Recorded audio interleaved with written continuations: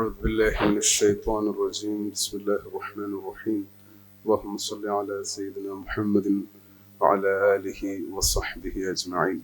Assalamu alaikum wa rahmatullah. Langar of love and care. There's a famous work by a Chishti Sufi alim who died in the 1335, I guess. Namely, Amir Hassan al-Sidsi. Some of you might have heard of him. He's a prolific author and a disciple of Nizamuddin, Mahbub Ilahi Nizamuddin Awliya, Qaddasallahu Sirrahul Aziz. Fawaid al-Fu'ad is the title of the work, and is a very important work written in the Chishti order, and which encapsulates most of the teachings of the grand shuyukh of Chishti order. Of course, being a disciple of Nizamuddin Awliya, he had the first-hand knowledge and the wisdom of what Nizamuddin Awliya taught, and Nizamuddin Awliya being a disciple of Fariduddin Ganj Shakar, Qaddasallahu Sirrahul Aziz, and who being the disciple of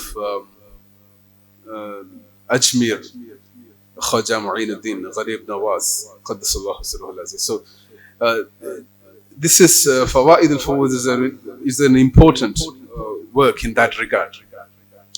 And let me read a very important passage from that work, because that orients our conversation today to the point that I want to talk about. There's an incident when he talks. The book is written as a diary. It's a kind of a diary entry. It's quoting from the oral sources of Nizamuddin Awliya, from himself, and also he was also great. The author Amir Hassan al-Sidsi was a friend of Amir Khusru as well. Amir Khusru, you all know, was a disciple and a very mahbub himself to the Nizamuddin Awliya. So, of course, we are talking about Ajmer Sheikh, Ajmer Khwaja, but this is, it's very important to know that Chishti order is the founder of the Chishti order. So, in the whole system of this love and care that he built in India, in the Indian subcontinent, Chishti order is the contribution, it's the most important contribution of Ajmer, Gharib Nawaz Ajmer, Mu'inuddin al-Chishti Ajmeri. So the passage begins in a part where he talks about the virtue of feeding others, feeding people. So it's an incident that happened during the invasion of Genghis Khan, and he imprisoned Genghis Khan, killed many Muslims during that era, and at that time there was a captive called Khwaja Ali ibn Ruknuddin. He was a very important Chishti Sufi as well, very important in the silsila of Chishtiya. So Genghis Khan's army also imprisoned Khwaja Ali ibn Ruknuddin. So there was another man in the court of Genghis Khan, very influential, a person of authority. He was a courtier of the Genghis Khan. So he wanted to actually rescue Khwaja Ali from the imprisonment, from the prison of Genghis Khan. And of course, he pondered many options. How can I? After pondering a long time, he went in front of the Genghis Khan and announced, the father of this man gave food to people. He ought to be set free. He ought to be set free. After pondering many times, he had this logic. Maybe Genghis Khan might be impressed with this point. He also pondered about this thing. He is a man of taqwa, is a man of piety. His obedience to Allah is extraordinary. He also thought about these options, but he knew that Genghis Khan wouldn't be impressed by those options. So he, of course, went in front of Genghis Khan and announced that this man that you have imprisoned, namely Haji Ali, Khwaja Ali, his father gave food to people. His father feeded people for many years. That's why he ought to be set free. He's not deserved a prison life, a life in prison. So then Genghis Khan replied, "Did he give food to his own people or to people who are strangers? Did he give food to people, his own people, or strangers?" This was the question and an inquiry made by Genghis Khan to the plea of the courtier. So, of course, the reply of the courtier was, everybody gives food to his own people, but this man's father gave food to strangers. So Genghis Khan was pleased with this answer.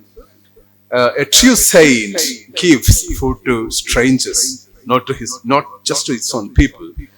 And he set him free. He apologized, and also he gave him a clock as a veneration, as a symbol of veneration. So this is a story from the Fawaidul Fu'ud. This text has been also translated into English many times, I guess. Namely, one of the translation is Benefits of the Heart.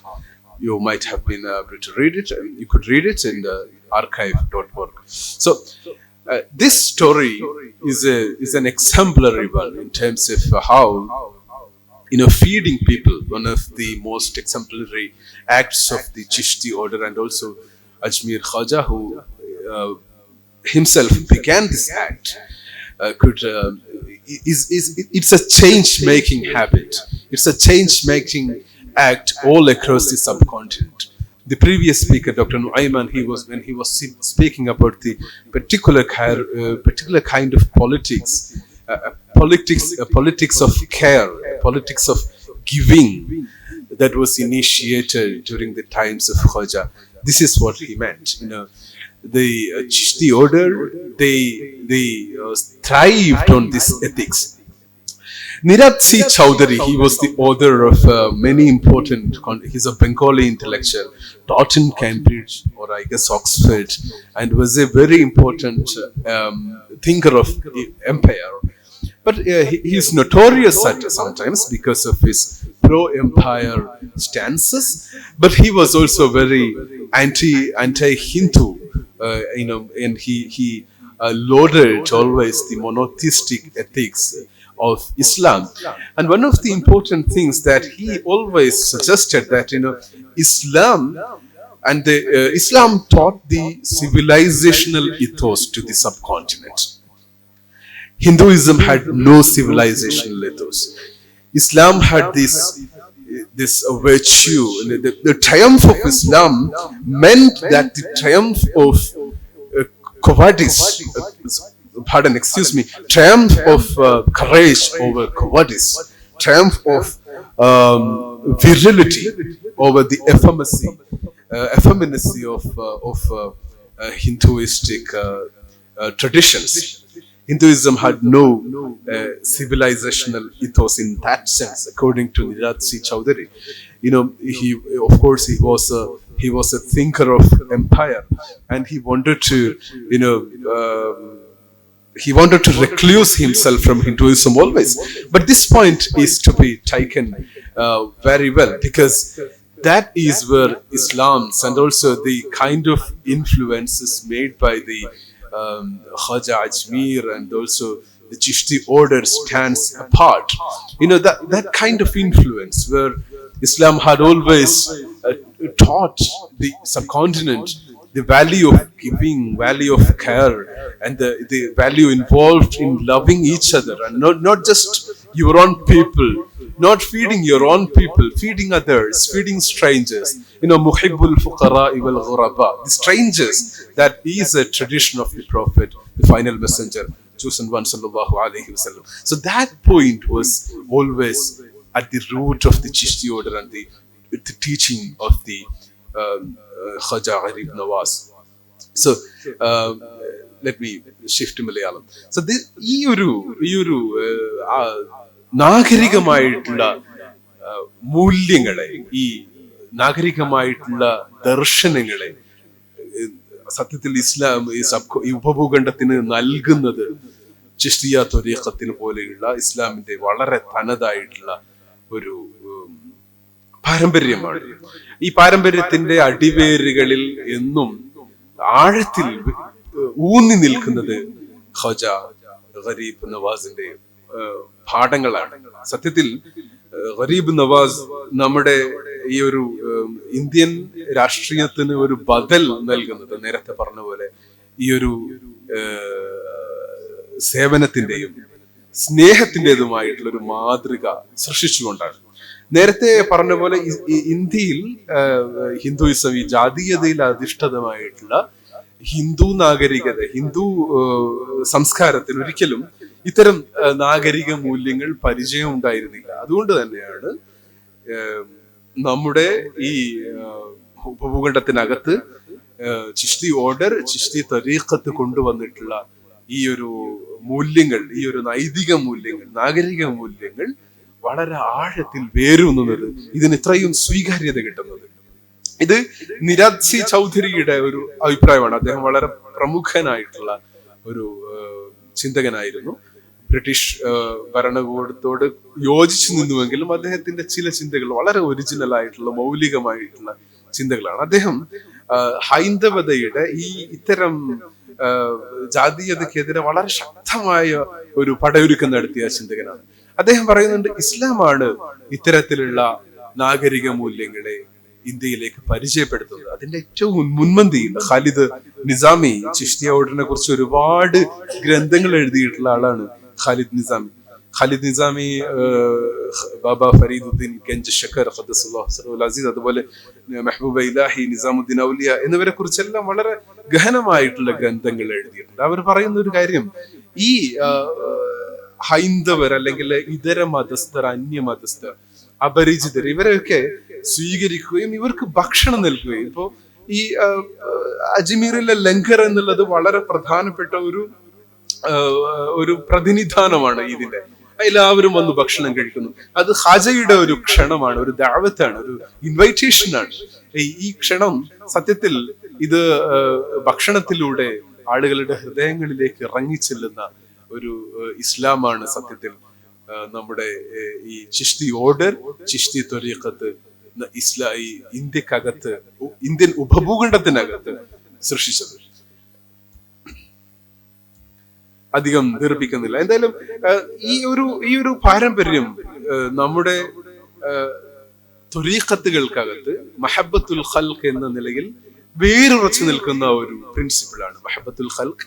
സത്യത്തിൽ നമ്മുടെ 4 ത്വരീഖത്തുകളുടെ പ്രധാനപ്പെട്ട 4 ഓർഡറുകളിലും മഹബത്തുൽ ഖൽഖ് വളരെ പ്രധാനപ്പെട്ട ഒന്നാണല്ലോ, സൃഷ്ടികളോടുള്ള സ്നേഹം എന്നുള്ളത്.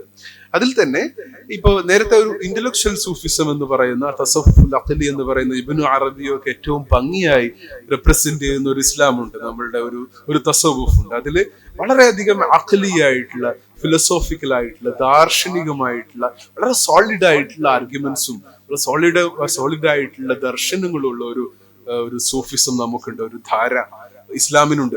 അതോടൊപ്പം തന്നെ എപ്പോഴും ആളുകളോടൊപ്പം, പ്രത്യേകിച്ച് ഫുഖറ, പാവങ്ങളോടൊപ്പം, ദരിദ്രരോടൊപ്പം ഇരിക്കുകയും മാ ലദ്ദത്തുൽ ഐഷി ഇല്ലാ സുഹ്ബത്തുൽ ഫുഖറ ഹുമുസ് സലാത്തീനു എന്ന് പറയുന്ന അബു മദീനത്തുൽ മസാനിയുടെ ഒക്കെ പ്രധാനപ്പെട്ട അങ്ങനെയുള്ള ഒരു ധാര നമുക്കകത്തുണ്ടല്ലോ. ആ ധാരയുടെ പ്രായോഗിക തലത്തിൽ ഏറ്റവും അധികം കൊണ്ടുവരുന്നത്, ഏറ്റവും നിശിതമായി, ഏറ്റവും ശക്തമായി, ഏറ്റവും ഫോഴ്സ്ഫുൾ ആയിട്ട് ഇന്ത്യയിൽ അത് സ്ഥാപിക്കുന്നത് നമ്മുടെ ഖ്വാജ ഇബ്നു നവാസാണ്. ആ സിറ്റിംഗ് വിത്ത് ദി പുവർ, ആളുകളോട് കൂടെ ഇരിക്കുക, ഫീഡിങ് ദി പുവർ, പാവങ്ങളെ ഭക്ഷിക്കുക എന്നുള്ള ഒരു ധാര, അത് ആ ഒരു ധാരയാണ് സത്യത്തിൽ ഇസ്ലാമിനെ ഈ ഉപഭൂഖണ്ഡത്തിൽ ഇത്രയും മനോഹരമായി വളർത്തിയത്. എന്തായാലും ഇനി നമുക്ക് ഇൻഷാ അല്ലാഹ് ഈ ക്വസ്റ്റ്യൻ Q&A സെഷൻ ഉണ്ടെങ്കിൽ നിങ്ങളുടെ മറ്റു കമന്റ്സിലേക്ക് നമുക്ക് കടക്കാം. ഞാൻ അവസാനിപ്പിക്കുന്നു. അസ്സലാമു അലൈക്കും വറഹ്മത്തുള്ളാഹി തആല വബറകാതുഹു.